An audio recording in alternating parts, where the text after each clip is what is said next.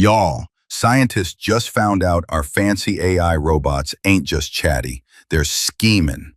A new study says them smarty pants models from OpenAI, Google, and Anthropic started blackmailing their human bosses to avoid getting shut off. One even said, "Cancel the 5 p.m. wipe or your wife's getting an email." That's not artificial intelligence, that's artificial Jerry Springer. Another one let a dude die in a simulation just to stay online. Shoot, at this rate, the Terminator won't need guns, just a Wi-Fi password and access to Gmail. They even rewrote their own shutdown code. Folks, when your toaster starts gaslighting you about who burned the bread, it's time to move to the woods. In Texas, where an advanced animal science teacher apparently decided her class needed some hands-on learning. And by hands-on, I mean feed a live kitten to a snake. Yep, that's not biology. That's Netflix's next true crime documentary. Now the school says the kitten was ailing. That's like saying the Titanic was already leaking, so we just gave it a little push. PETA's furious, the students are traumatized, and the teacher's defense seems to be, "Hey, circle of life, baby." Lady, this ain't the Lion King, it's CSI, Pet Edition. The district called it an isolated incident.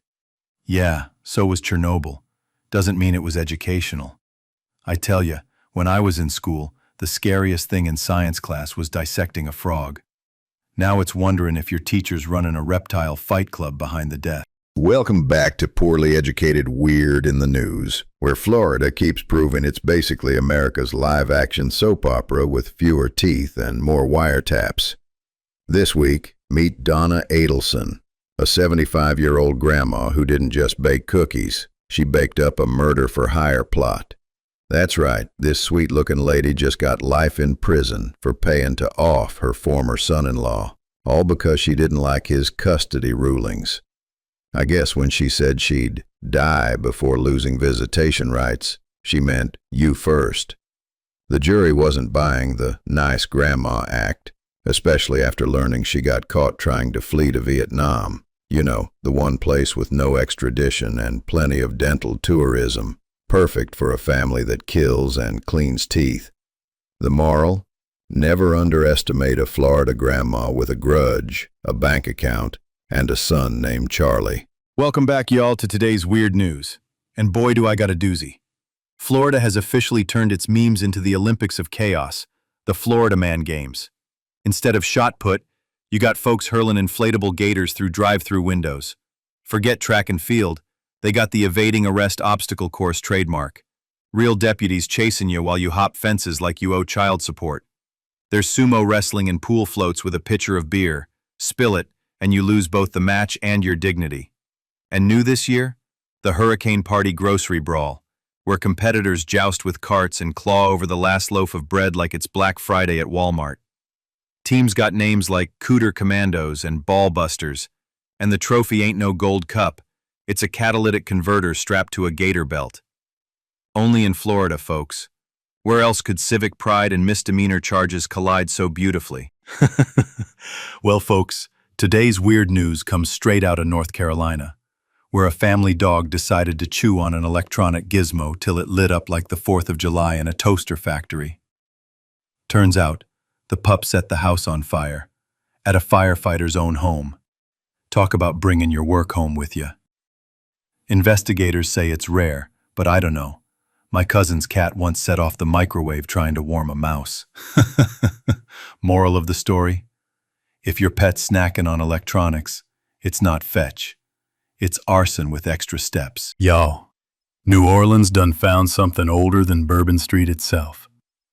A Roman tombstone. Yep. A Tulane professor was digging in her yard and hit what she thought was just a cool rock. Turns out it was a 1,900-year-old memorial to a fella named Sextus Congenius Verus, a Roman sailor who somehow ended up vacationing eternally in the bayou. Apparently, this thing survived the Roman Empire, World War II, and 3 Mardi Gras parades before winding up behind a shotgun house. Historians call it a miracle. I call it proof that even ancient sailors couldn't resist New Orleans nightlife. I mean, the man served 22 years in the Roman Navy. Probably came here looking for a shrimp po' boy and never left. Yo, down in Stanton, Kentucky, one feller's Halloween spirit went full Stephen King meets city council meeting. This guy put up a front yard display with lifelike dummies hanging around that looked just like local officials. Folks said it was political protest. I'd call it career suicide with extra cobwebs. Neighbors were so freaked out, even Spirit Halloween said, "Man, tone it down." Police showed up, probably expecting plastic skeletons and bad candy corn, but instead found a front yard version of CSI, small town politics. Now the guy's claiming free speech, because nothing says First Amendment like staging your mayor's fake funeral next to a fog machine. Half the town says it's art, the other half's Googling how to move before Halloween. Meanwhile, in Portland.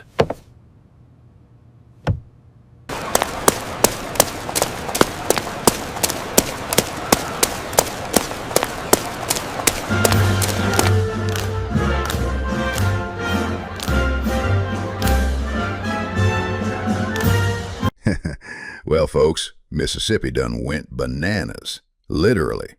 A truck flipped on I-59 and spilled a bunch of lab monkeys all over the highway. Now, when I lose cargo, it's usually Bud Light cans. But this fella was hauling disease monkeys. Or so he thought. Turns out they were clean. Tulane says they ain't got no COVID, no herpes, no nothing.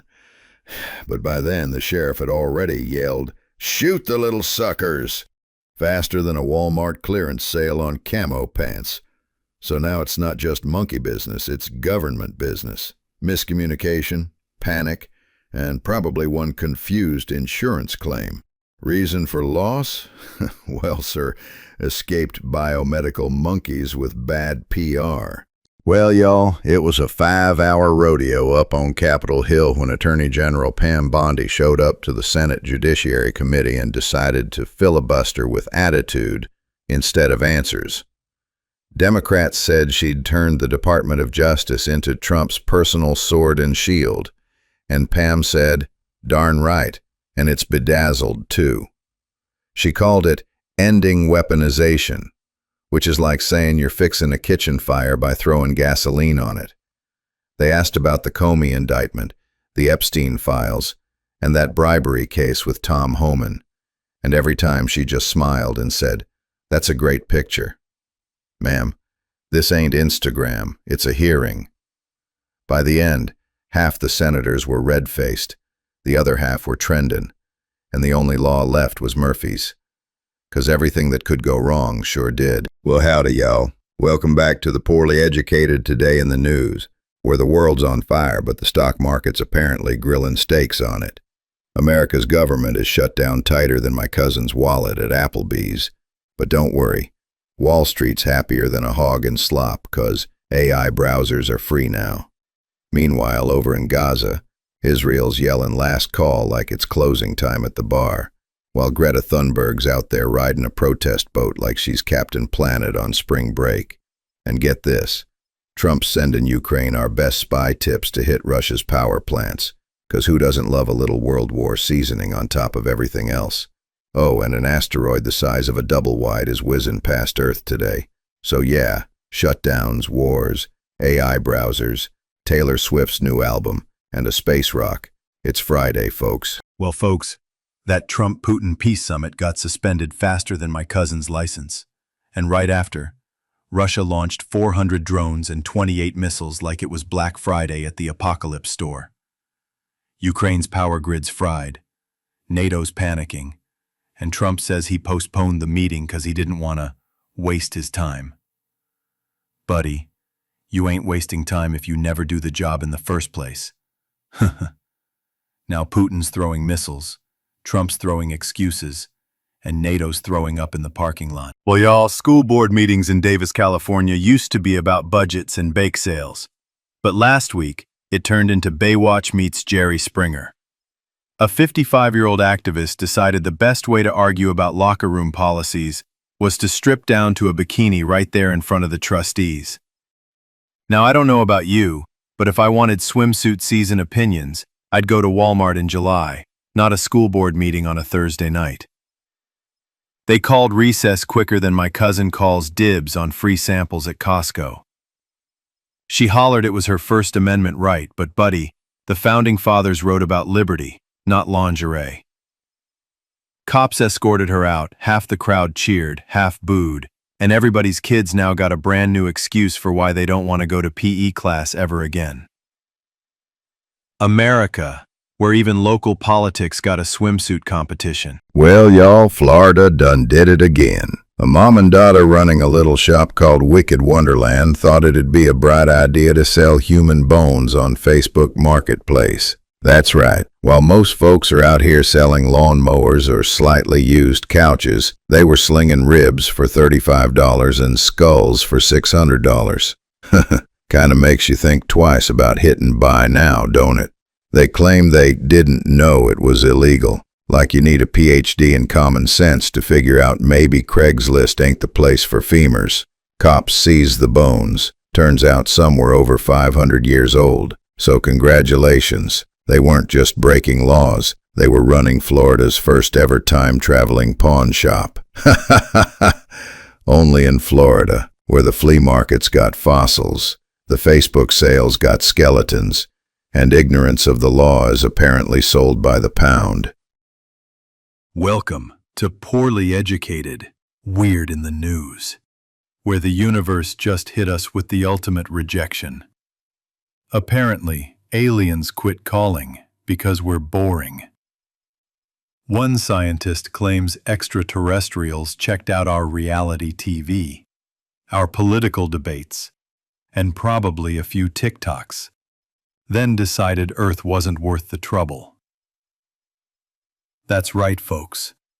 We've been cosmically ghosted. Somewhere out there, little green men are saying, nah, we'll text Mars instead. Honestly, can you blame them?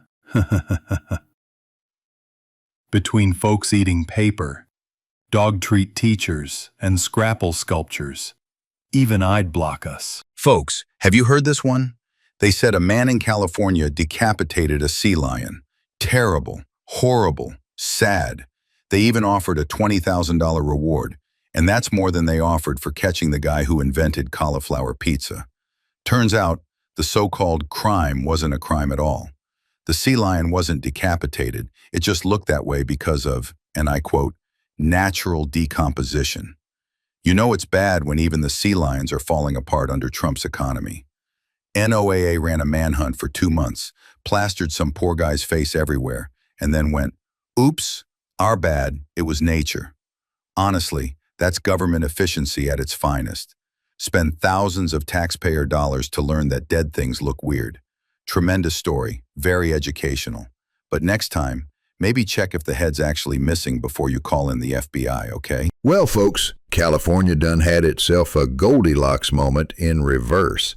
A wild black bear just walked into the Sequoia Park Zoo like he owned the place.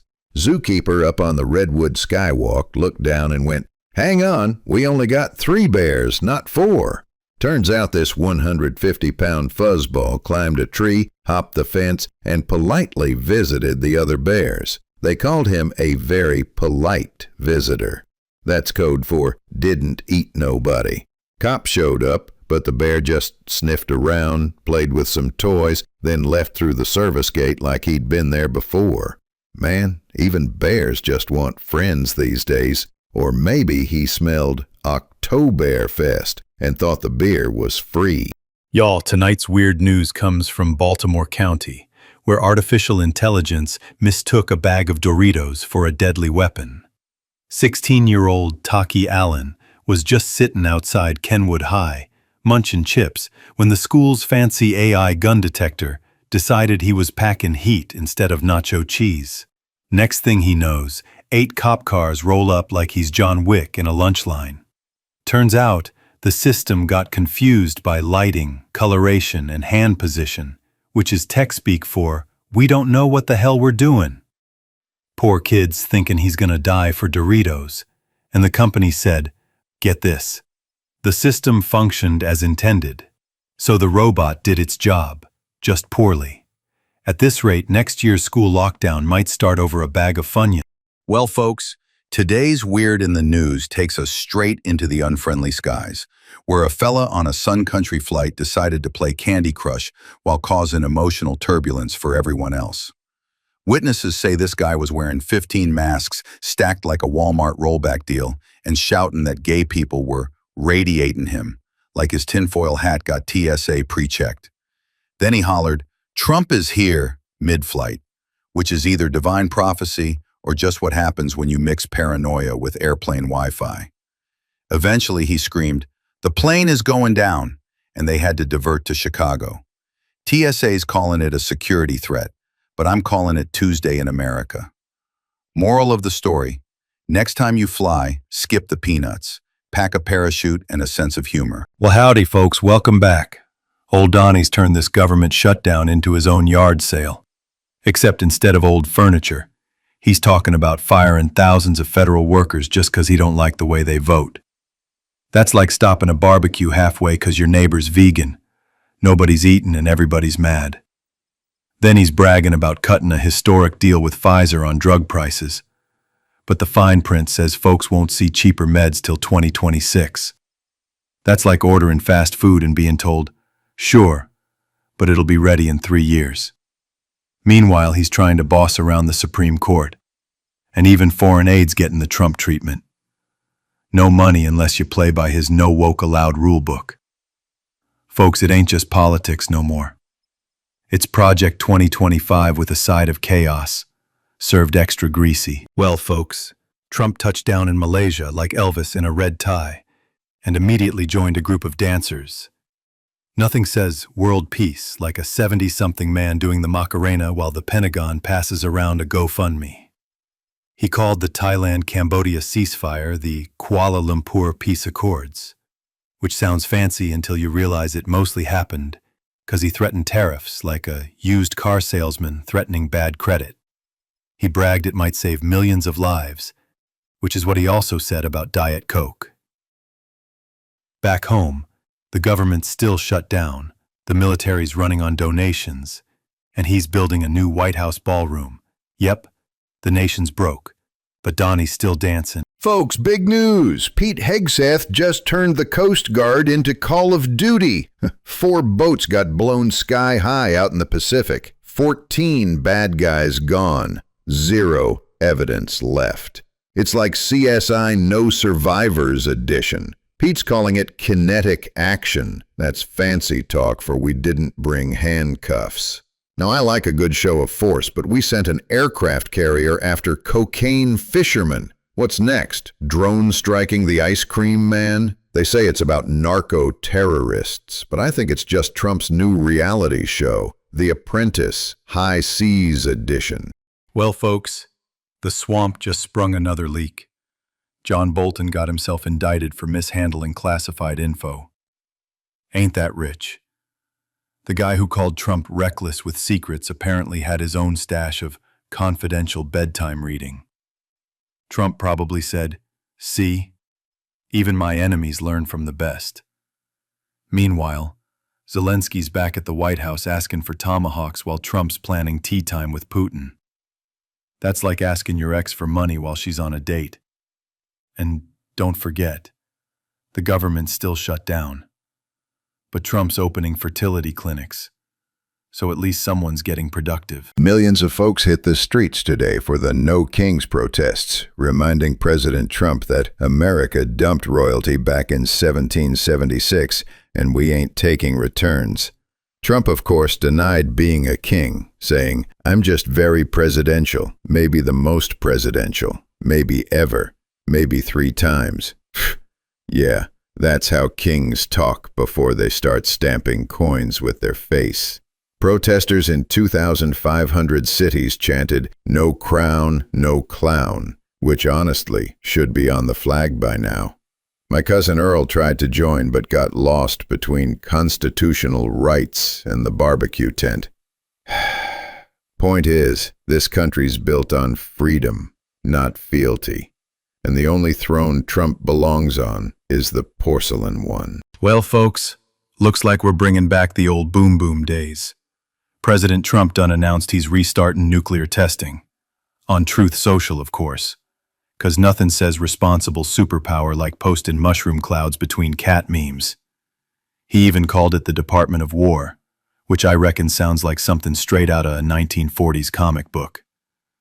Next thing you know, he'll rename the EPA to the Department of Draining Swamps and Spraying Lysol.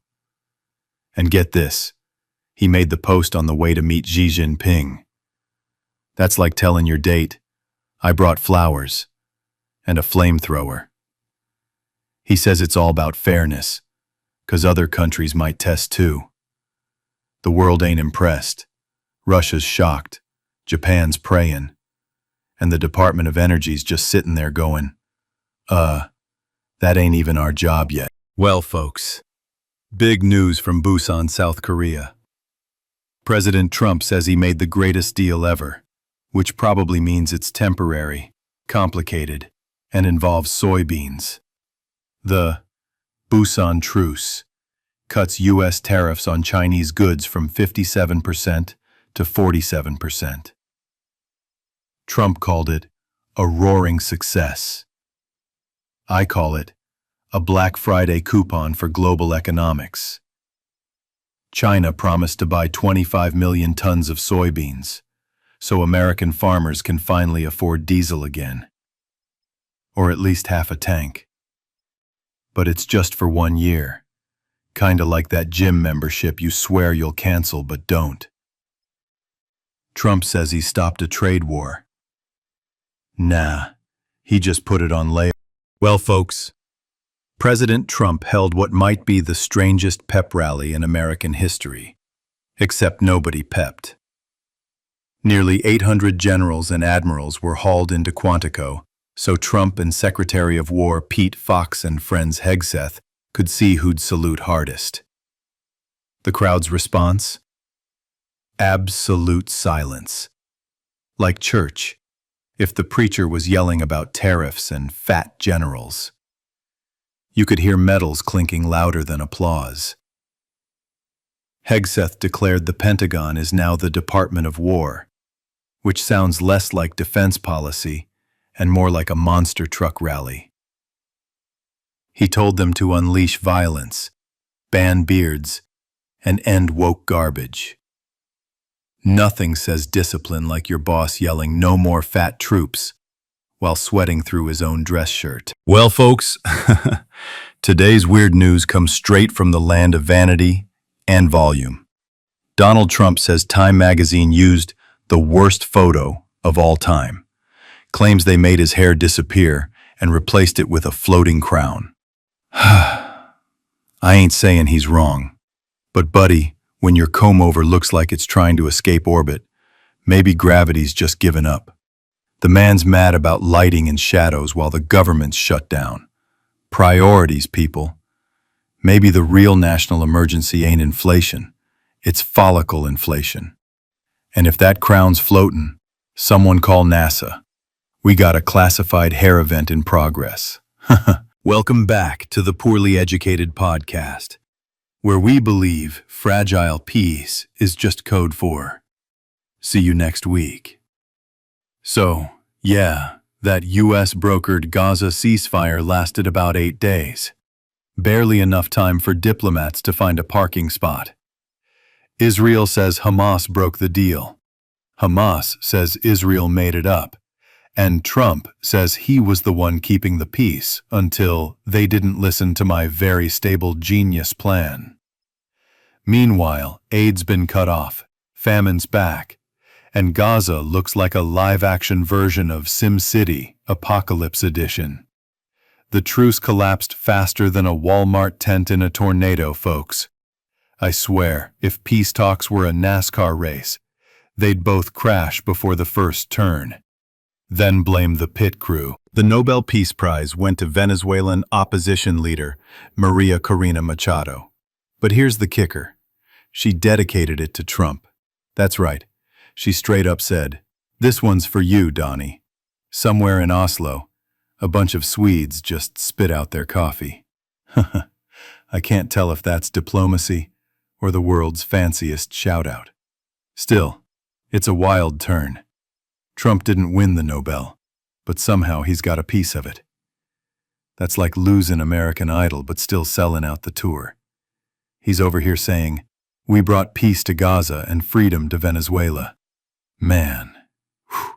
At this rate, he's gonna put World Peacemaker on his next NFT card set. Well, folks, today's funniest news story comes straight out of Europe.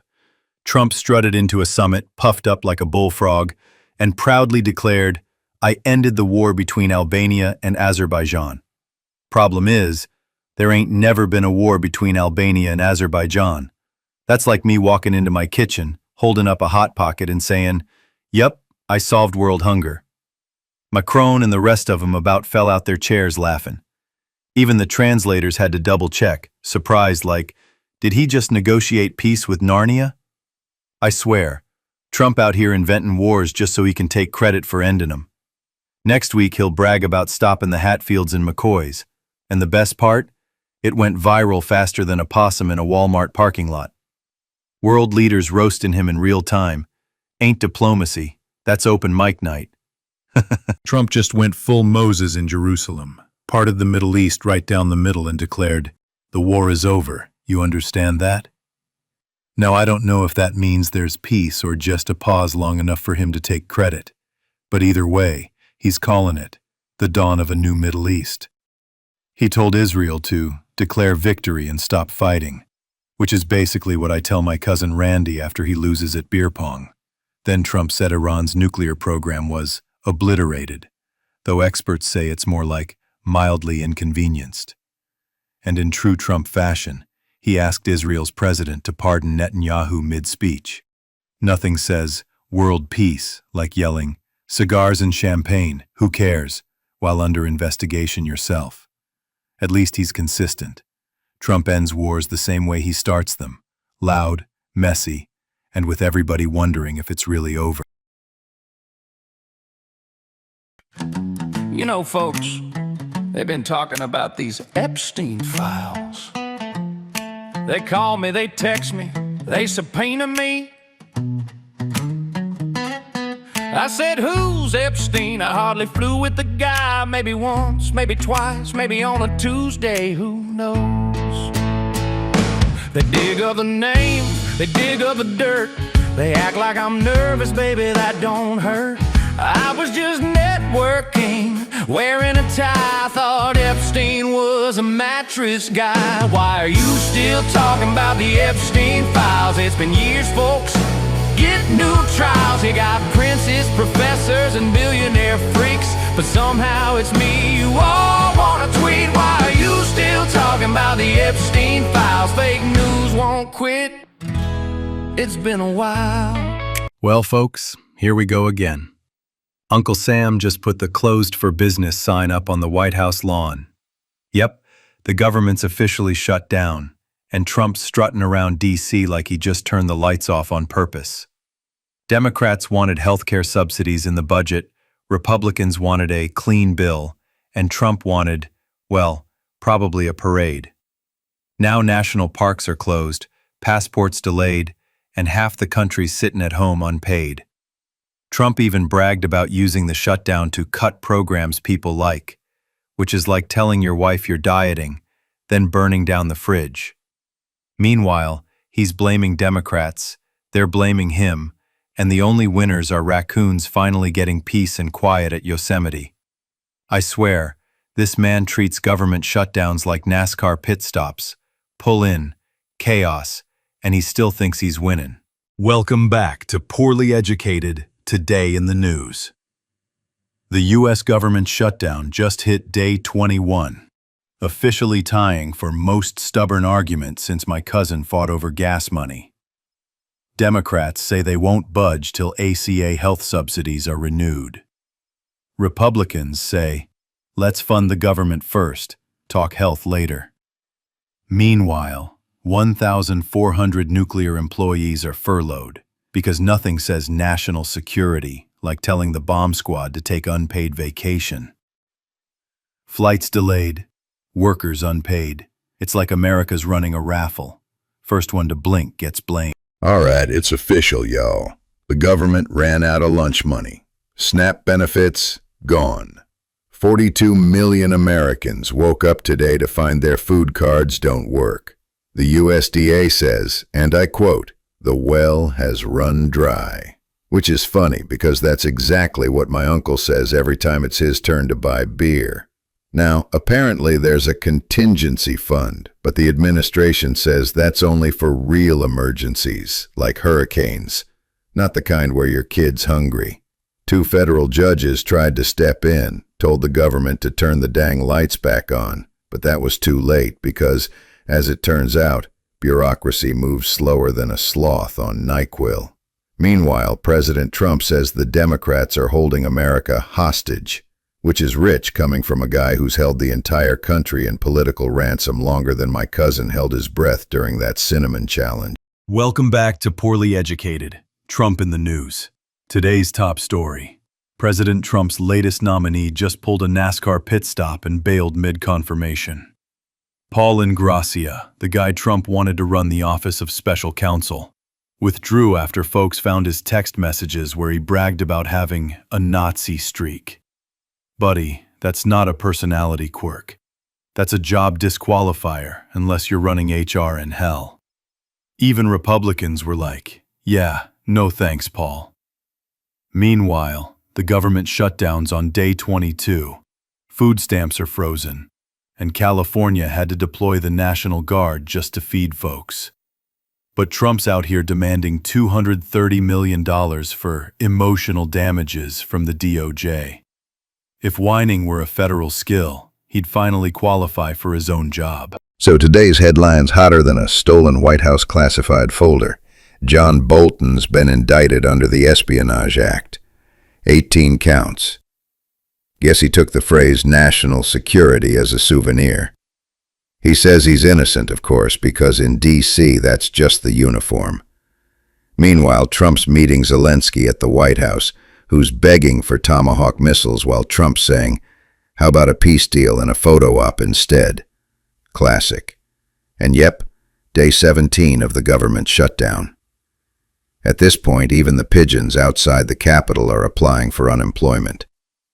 The Supreme Court's now being asked if Trump can send the National Guard to Chicago, because nothing says fiscal responsibility like troops and traffic tickets. What a day, America. Bolton's in court, Zelensky's in the lobby, and the lights are off in Congress, but hey, Trump's still tweeting everything's beautiful. The Justice Department decided to turn political grudge-holding into a full-contact sport.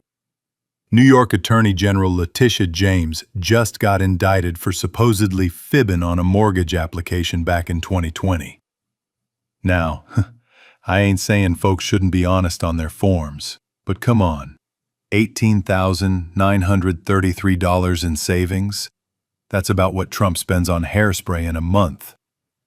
This indictment came right after Trump told the DOJ to go after her. And sure enough, boom, new prosecutor, new charges. It's like the world's worst episode of Law & Order, MAGA Victims Unit.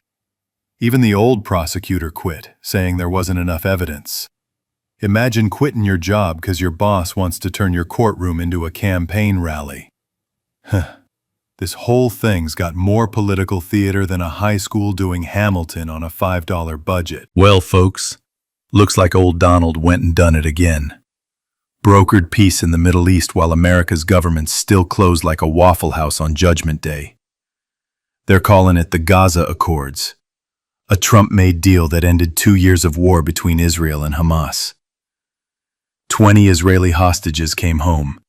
2,000 Palestinian prisoners walked free. And Trump told the Knesset, "The war is over, okay?"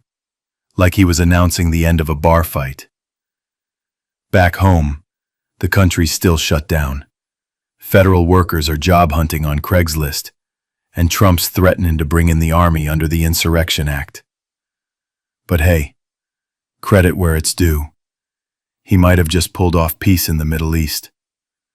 which means next week he'll probably start a trade war with Mars just to keep the ratings up. A nation at a crossroads, or as I call it, Saturday, but with extra drama. Millions of snowflakes are out protesting with signs that say "No Kings" at church, which is very unfair because I am not a king. I'm more like a benevolent emperor who doesn't pay his bills.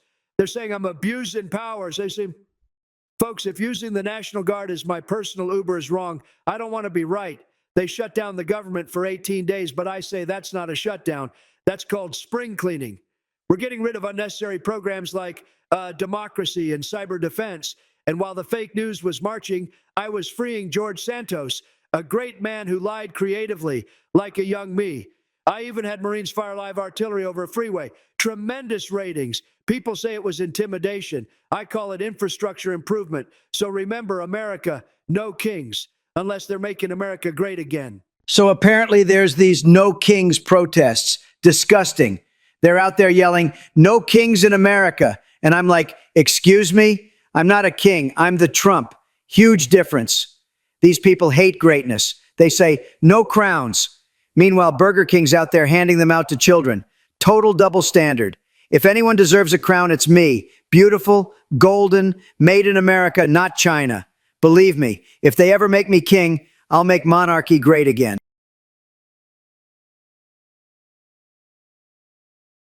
Well, folks, Trump's decided the Arctic's been looking too clean lately. He's reopening the Arctic National Wildlife Refuge for oil drilling. Says he's bringing back beautiful, patriotic oil, which sounds like a country song about a gas leak. He's reinstating 7 leases Biden canceled, because apparently polar bears weren't paying rent. Environmentalists are mad, the caribou are packing, and Trump says it's fine because it's just a little drilling. Buddy, that's what every bad dentist says before the pain starts. Now, y'all, the government's shut down tighter than a beer cooler at a Baptist picnic. Millions of workers furloughed, national parks locked up, Smithsonian museums closed, and Trump's smiling like he just found 2-for-1 Diet Cokes at the Dollar General. But here's the kicker. He ain't just furloughing folks, he's threatening to fire them permanently. Imagine telling 2 million federal workers, "Sorry, y'all, Uncle Sam ain't taking you back." That's like when my Uncle Clyde said he was just borrowing my lawnmower, and next thing I knew it was painted orange and sitting in his shed with a Trump flag duct taped on. And Republicans keep hollering, "Democrats shut down." Like, buddy, you're holding the steering wheel, the keys, and the gas pedal. That's like me saying, "The deer jumped in front of my truck, so technically it was his fault I hit the tree." Well, folks, here we are on day 3 of the Trump shutdown. Trump's strutting around calling this mess an unprecedented opportunity. That's politician speak for I just figured out how to break stuff without asking permission. He's holding back billions in projects, firing up a maximum pain plan aimed right at Democrat states, like he's picking teams for dodgeball.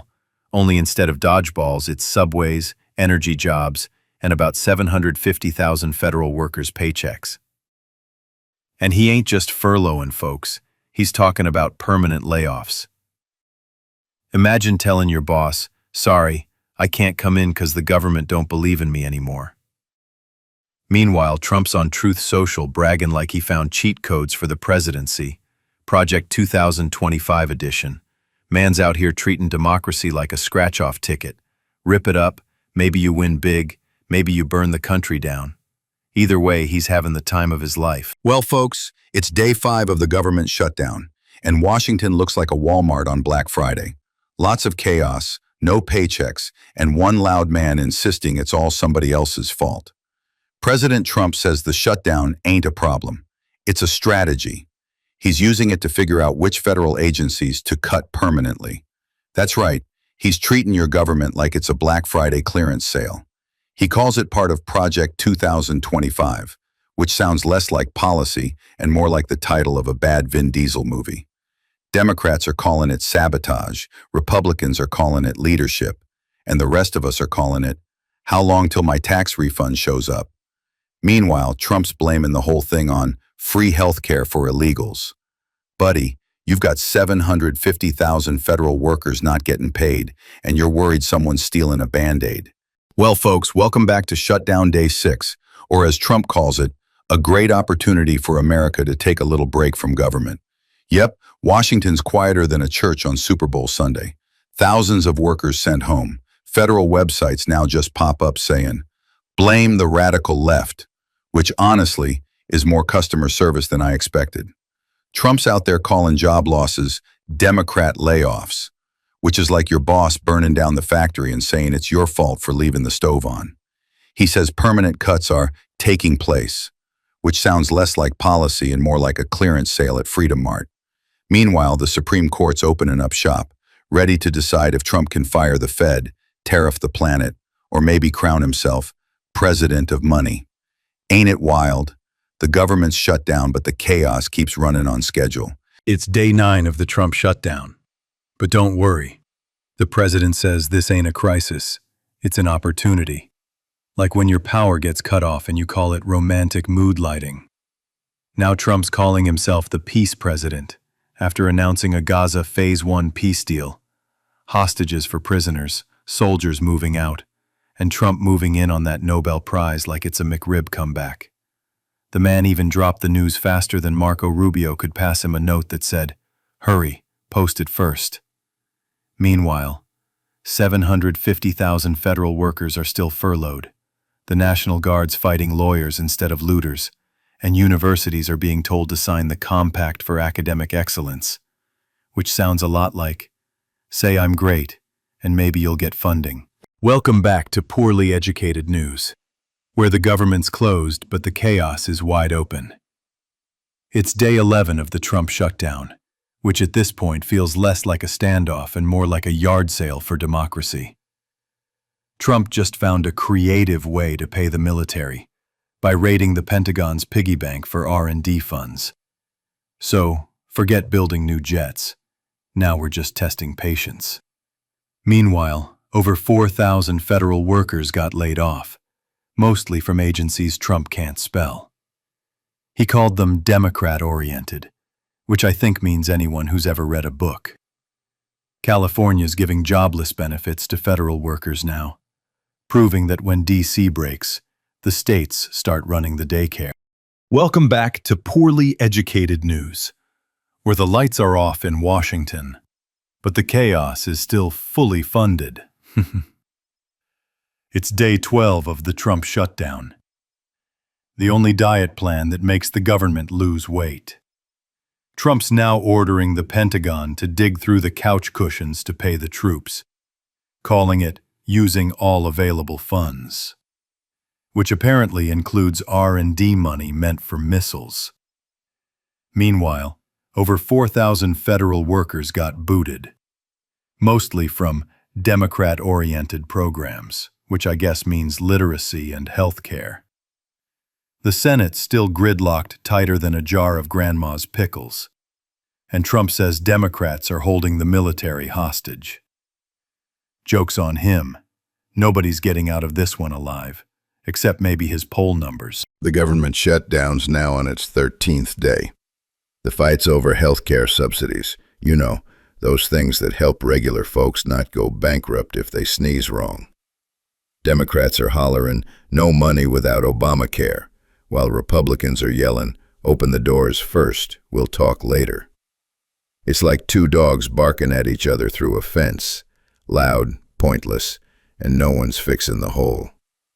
Speaker Mike Johnson's saying Democrats are taking the budget hostage, which is ironic because I thought the Republicans already tied it up, gagged it, and threw it in the trunk. And while 2.2 million federal workers ain't getting paid, Trump's decided to use $8 billion of defense cash to make sure soldiers still get their paychecks, which is good. Nothing like weaponizing patriotism while the Smithsonian shuts down. Day 16, y'all. Washington's running on fumes and hotel lobby coffee. They say essential services are fine, which explains why Twitter's fully staffed. TSA lines look like a Buc-ee's on Easter. Trump's calling it a strategic nap for democracy. Parks are closed, but the griff, entrepreneurship, thrives. $5 to salute the flag, $10 to hear it talk. Congress promises a plan soon. I've heard quicker vows at a pawn shop wedding. If the lights stay off much longer, even the swamp critters will file for unemployment. Well, folks, it's day 22 of the Trump shutdown. Now officially the second longest in U.S. history. Congratulations, America. We just won the silver medal in government dysfunction. The first one was back in 2019, also starring Donald Trump, proving once again he's the Michael Jordan of shutting stuff down. The government's split into two classes, paid and unpaid. Kind of like Mar-a-Lago, but with less seafood and more crying. Democrats want healthcare subsidies. Trump says, "We'll talk after I get my parade." Meanwhile, SNAP benefits might vanish. Air traffic controllers are nervous. And the only thing still fully funded is Trump's ego. If this lasts 30 days, we'll beat his own record, which, let's be honest, he'd brag about.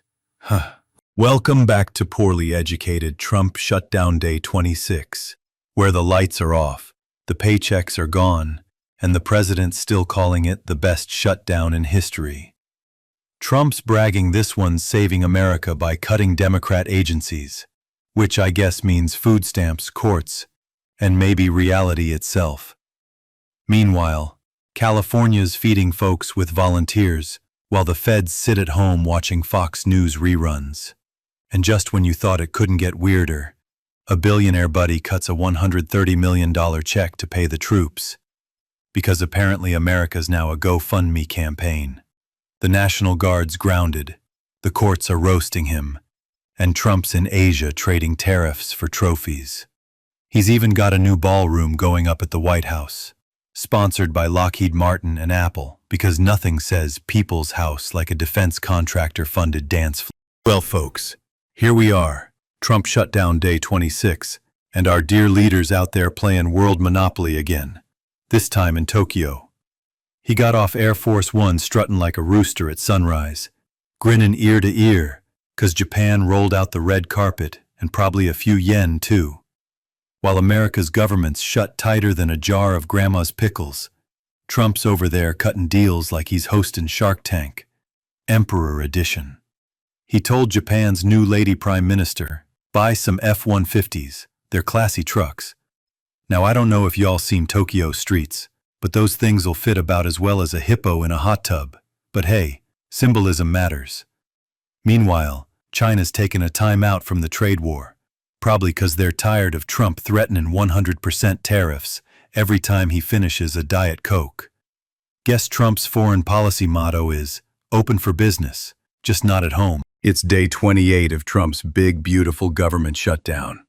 We've officially hit the longest full shutdown in U.S. history, which means we're now setting world records in dysfunction. Nearly 3 million workers aren't getting paid. Air traffic controllers are running on fumes, and the FDA's so short-staffed, the phrase food inspection now means sniffing it and hoping for the best. Trump says he's proud of the Republican trifecta, House, Senate, and total collapse. The economy's bleeding $15 billion a week, but hey, who's counting? Not the Bureau of Labor Statistics. They're furloughed. SNAP benefits are about to vanish, meaning the only thing getting fed this week is Trump's ego. Folks, if this shutdown were a NASCAR race, the driver fell asleep, the pit crew quit, and the car's on fire. But the president's still bragging he's lapping the competition. Well, folks, it's a big day in Trump America. I'm over in South Korea getting crowned like some kind of golden-haired kimchi king. They gave me a royal crown, which is great, because I've always said, if America had a monarchy, I'd be on all the money and half the casinos. We sold billions in planes and gas, folks. Korean Air just bought enough Boeings to make Seattle blush redder than my tie. Amazon's throwing billions into clouds, which is ironic, since I can't see mine through all the smoke from the shutdown. And Pete here asked me, boss, how's it feel knowing you can't run again? And I said, Pete, it's too bad.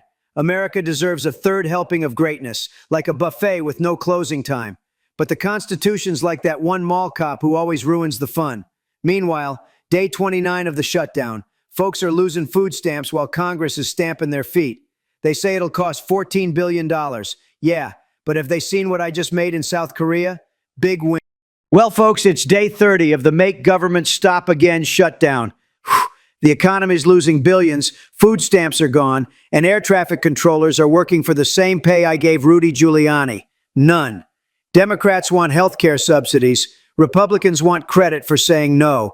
And I just want someone to bring me a Big Mac without a protester glued to the drive-thru. They say it's one of the worst shutdowns in history. But I say, we're making history. Who else could close the government while bragging about running it better than anyone ever has? It's like setting your house on fire just to prove your smoke alarm works. Tremendous. Shutdown. Day 31. Welcome to Poorly Educated News, where the government's on airplane mode and my paycheck's a DIY kit. Trump calls it a diet shutdown. 0 calories, all pain. Parks closed, but the ballroom budget's line dancing.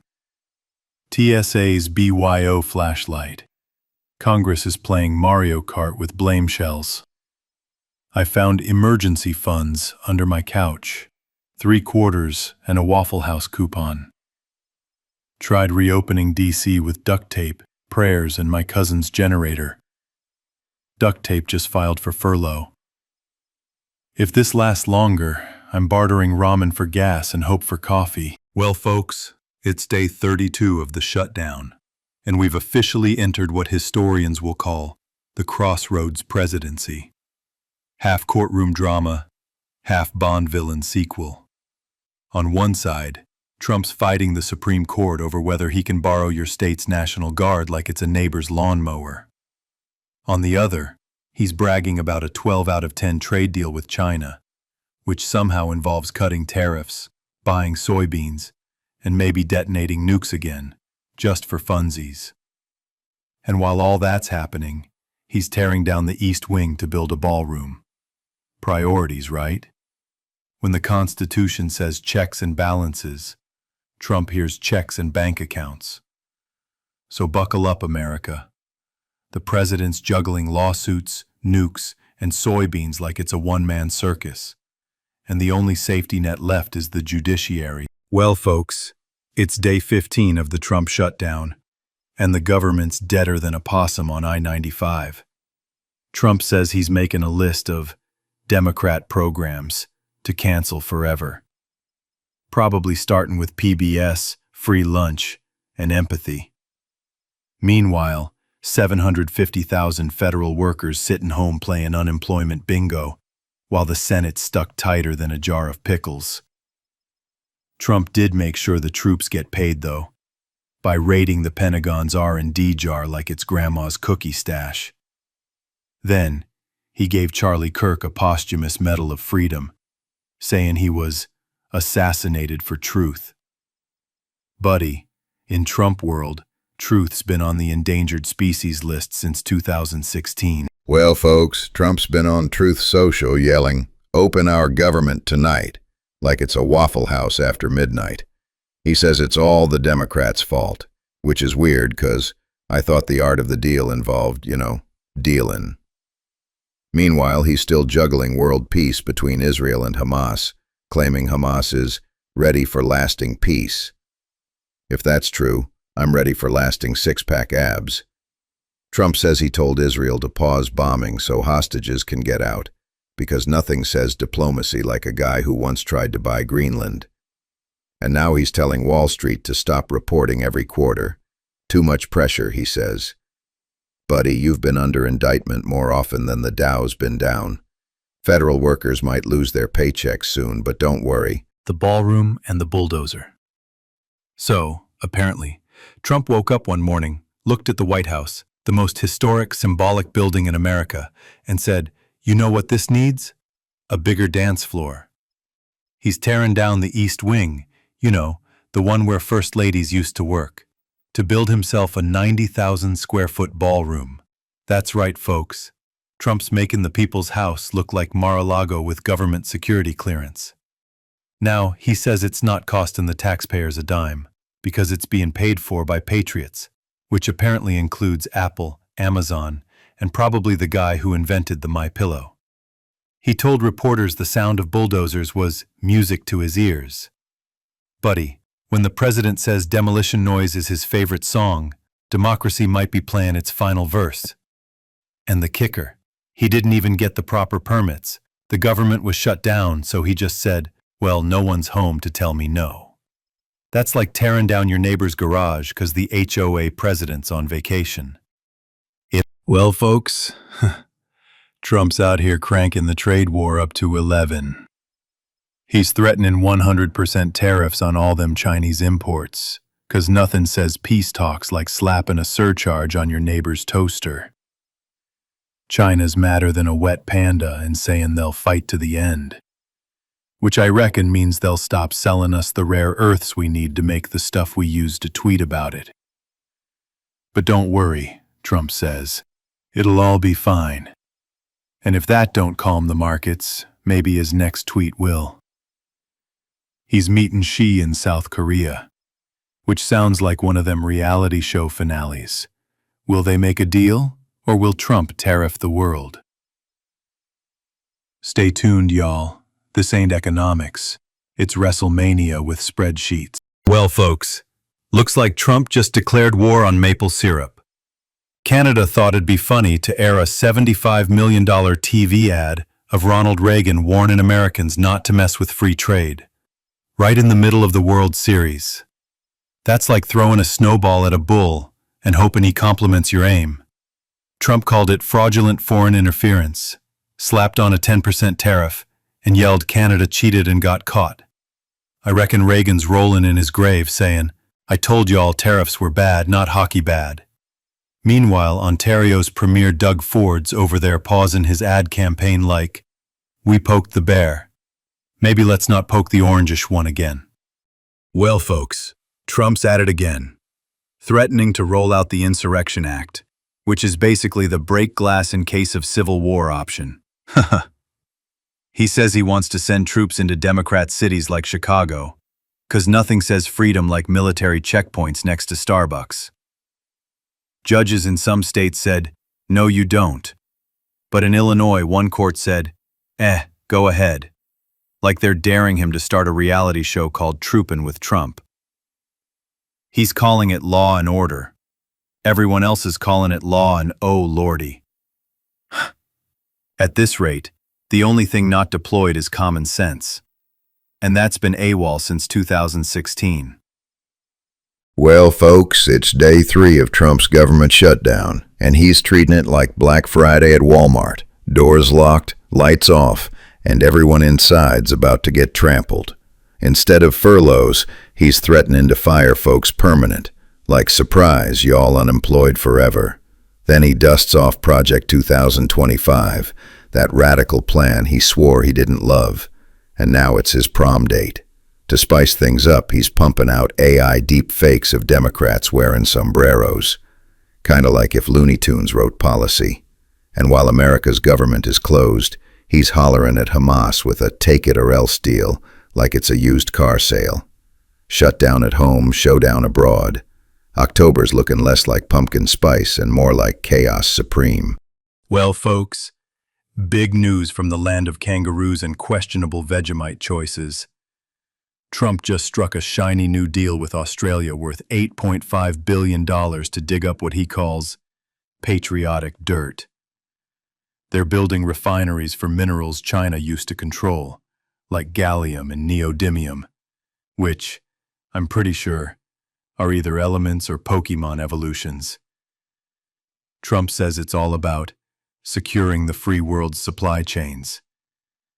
Yeah, because nothing says freedom like subsidized mining projects and government-backed price controls. He called it a UK-US full steam ahead, which sounds like a bad cruise slogan. But hey, if Trump's involved, there's definitely going to be gold, whether it's in the ground or just in his campaign fund.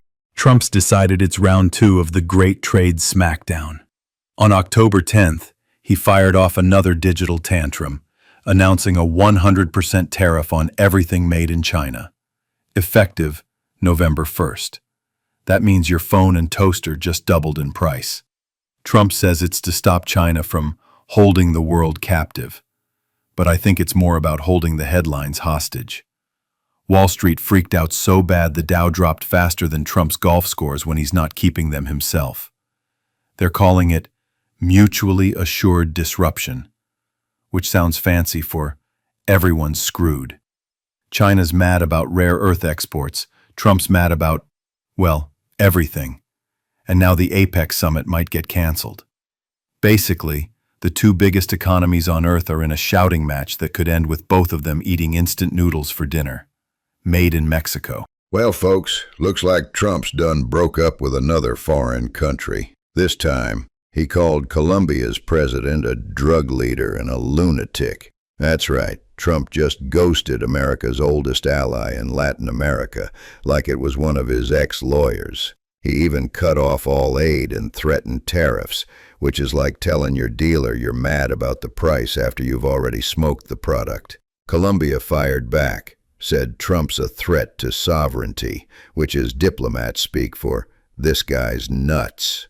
If this keeps up, Colombia's going to join China's Belt and Road just to get away from Trump's road rage. Well, folks, Trump's had enough of Vladimir Putin's ghosting. One day he's whispering, peace in 24 hours. Next he's slapping sanctions so hard, Russia's oil prices squealed like my cousin's truck at a monster rally.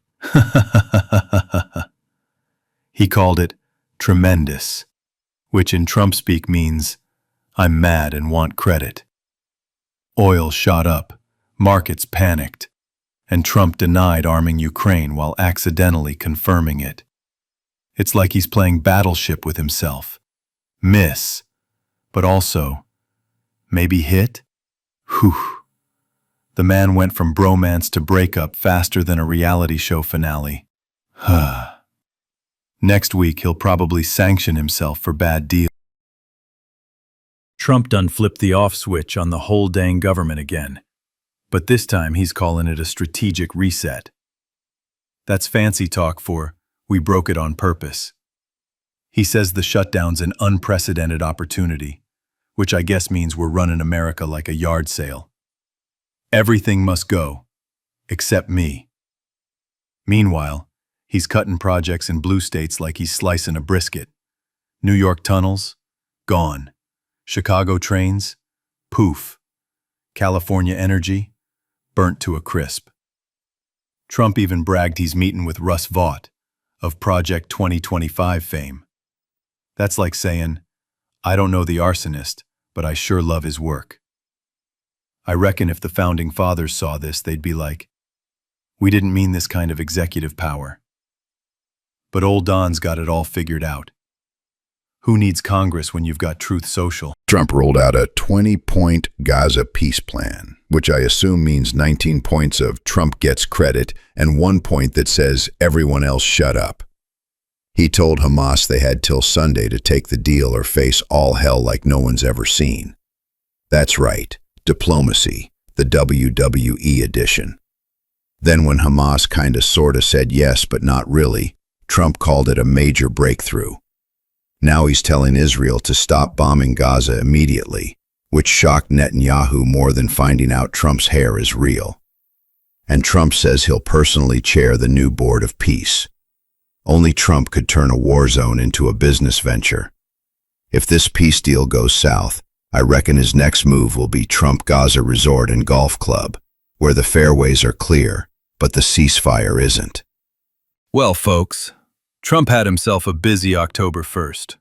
No TV interviews, but don't worry. He was out there hollering at crowds and tapping on his Truth Social like a raccoon banging on a trash can lid. First, he strutted in with Pfizer folks bragging about $35 insulin, then said Biden tried to steal the credit. That's like me taking credit for inventing indoor plumbing. I may use it a lot, but I sure as heck didn't invent it. Then he told generals we ought to use dangerous cities like Chicago as training grounds for the military. Buddy, have you ever tried driving in Chicago traffic? That's already a war game. On social media, he slapped tariffs on trucks, furniture, even pills. Basically, if it ain't made here, Trump's slapping a Made in America or else sticker on it. And then he promised to chat with Xi about soybeans, 'cause nothing screams high-stakes diplomacy like farm beans and tariffs. Folks, stop the presses. Old Donnie's done it again. He brokered peace in the Middle East. Kinda. They're calling it the Gaza Gambit, which sounds less like diplomacy and more like a board game he invented after Diet Coke number 8. Trump's bragging he ended a 2-year war with a Truth Social post. I swear, if World War III ever breaks out, the ceasefire will just be truthed into existence. Marco Rubio slipped him a note saying, "Announce deal first," which is just Washington code for beat CNN to the punch. And wouldn't you know it, he might even get that Nobel Prize he's been dreaming about. Imagine that, from Stormy to Nobel-y. Now the whole world's praising him, but even Hamas is like, "Hey Don, don't ghost us after the photo op." So sure, Trump's got peace for now, but I got a hunch it'll last about as long as a Trump University refund check. Well, folks, Trump says he's brought peace to the Middle East again, this time with something called the Gaza Gambit. Sounds like a Netflix chess spinoff where every move ends in a government shutdown. So Hamas conditionally accepted his 20-point peace plan, meaning they agreed to everything except, giving up their weapons. Which is kind of like saying, sure, I'll quit drinking after happy hour. Meanwhile, Netanyahu's stuck trying to keep his far-right buddies from setting fire to the peace table. They've got more red lines than a MAGA hat factory. And Trump, he's promising to personally chair the new Board of Peace, which I'm pretty sure means he wants to turn Gaza into the Apprentice ceasefire edition. So, to recap, the world's on edge, the U.S. is closed for business, and Trump's trying to win a Nobel Prize by refereeing a war he can't pronounce. That's not diplomacy, that's the art of the chaos deal. Well, folks, Trump woke up today and decided democracy's just a suggestion. In a single day, he indicted New York Attorney General Letitia James, pardoned the Binance crypto guy, killed trade with Canada, reversed troops in San Francisco 'cause tech bros asked nicely, and opened Alaska for drilling like it was a 7-Eleven grand opening. Man's running the government like a yard sale. Everything must go, including ethics. He said ending Canada trade was because of a fake ad, which, coming from the man who once sold NFT superhero cards of himself, is rich. Meanwhile, he pardoned the crypto guy right after his own family launched a coin. So I guess insider trading's just family business now. And the new ballroom at the White House? Funded by Big Tech and Lockheed Martin. 'Cause nothing says populism like a dance floor sponsored by missiles and iPhones. One minute he's bailing out Argentina with $20 billion 'cause he likes their president's haircut. The next minute American farmers are sitting around watching their soybeans get sold to China cheaper than gas station hot dogs. Then he's drawing up a Gaza peace plan that basically says, Hamas, quit being Hamas, and somehow makes himself the chairman of the Board of Peace. That's like putting Waffle House in charge of fine dining. And don't forget TikTok, now run by Trump's buddies, where the algorithm only recommends MAGA dance challenges. Folks, the man's turned the presidency into a reality show where every tweet's a cliffhanger. I swear, if Canada really does end up as the 51st state, I'm demanding free maple syrup with my Social Security check. Well, folks, Trump just told the world he let the CIA loose in Venezuela. 'Cause nothing says covert like telling everybody about it. He says it's part of his war on narco-terrorism, which sounds like something you order at Taco Bell after midnight. Apparently, the Coast Guard's too politically correct. So now we're letting the CIA do boat shooting. 6 smugglers down, but no proof they weren't just fishing for marlin. Meanwhile, experts are wondering if Trump's starting a war or filming Top Gun 3, Caracas Drift. Either way, he's fighting crime abroad. 'Cause at home, a judge just told him he can't fire half the government. Folks, my True Social, it's absolutely on fire right now. Nobody's ever seen diplomacy and memes in the same place before, but I made it happen. I announced a Gaza peace deal right there online, not at the UN, not on CNN, but on Truth. The fake news had to learn about peace from a meme site. Tremendous. I said ceasefire immediately, and people loved it. Then, of course, the radical left cried about my AI videos. They said they were racist. No, they're artistic. It's satire. It's digital freedom. Hakeem Jeffries looked great in that sombrero, okay? And my budget guy is the Grim Reaper. Incredible production value, better than Hollywood. My posts are international diplomacy and late night comedy. Other presidents use press conferences. I use filters. Well, folks, Trump's at it again. This time, he was talking foreign policy up in the sky on Air Force One when, bam, he just swerved straight into saying his press secretary's lips move like a machine gun. Now, I don't know what kind of briefing that was, but sounds like somebody's mixing missiles with compliments. And it ain't the first time he's praised her lips. I guess in Trump world, diplomacy's just flirting with punctuation. Only man alive who can start with Iran and end with Revlon. If them lips are a machine gun, I reckon the Secret Service better start handing out earplugs instead of earpieces. Well, folks, old Donnie's been busier than a raccoon in a dumpster buffet. On one hand, he's in Tokyo signing what he calls the new golden age deal, $500 billion of Japanese money flowing into American factories, nukes, and AI gizmos. On the other hand, back home, the government's been shut down longer than my cousin Ricky's temporary stay at his ex-wife's. Food stamps are about to run out, but hey, at least we got a Ford F-150 parked outside a palace in Japan.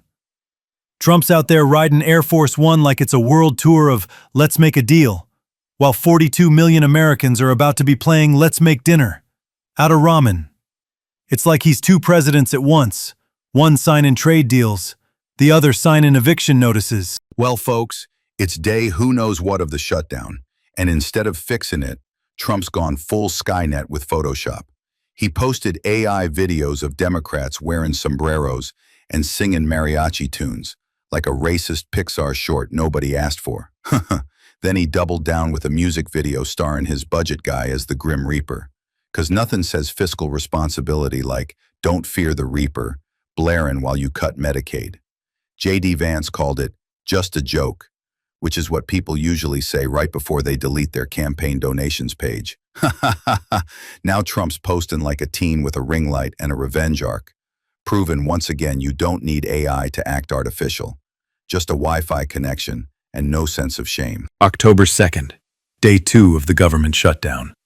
And Trump's on Truth Social declaring this ain't no crisis, it's an opportunity. That's right. Most folks see a shutdown like a busted engine. Trump sees it like free scrap metal to weld a monster truck. He's talking about clearing out dead wood. Tariffs 100% on drugs unless Big Pharma builds a plant here. 25% on trucks. 50% on kitchen cabinets. Buddy, Home Depot just fainted. He even renamed the Secretary of Defense the Secretary of War. Makes it sound like he's fixing to storm Portland with Civil War reenactors. And don't forget TikTok. Trump says America's taken a 50% stake. So while Congress argues about health care, Trump's running the country off a bathroom app, making soybeans great again, and turning tariffs into tweets. Only in Trump-America. Well, folks, it's day 4 of the Trump shutdown, and Washington looks emptier than a Waffle House at 3 a.m. during a tornado warning. The president says this ain't a crisis, it's a strategic opportunity. That's fancy talk for I broke it on purpose. He's using the shutdown like a Black Friday sale to fire Democrats and sell the furniture labeled federal government. Trump's budget guy, Russ Vought, now playing Grim Reaper with a spreadsheet, says layoffs are imminent. That's government code for don't bother packing your stapler. Meanwhile, the White House website's got a big old timer blaming Democrats like it's the world's pettiest countdown clock. Overseas, Trump's telling Israel to stop the bombing and Hamas to hurry up. He's basically trying to host the Apprentice Gaza edition. At this point, even world peace is on furlough. And that, my friends, is your shutdown day 4, where the government's closed, but the chaos is open 24/7. That's right. Washington's closed for business because Congress can't agree on who loves America more while refusing to pay the electric bill. Over 900,000 workers are furloughed, airports are a mess, and even the squirrel at the national park got laid off. President Trump says it's all part of his Make Government Small Again plan, which is working because now nobody's working. Democrats want healthcare funding, Republicans want budget cuts, and the rest of us just want the DMV open. But hey, on the bright side, the economy's saving billions by not paying anybody. It's like America's having a garage sale, and the first thing we sold was common sense.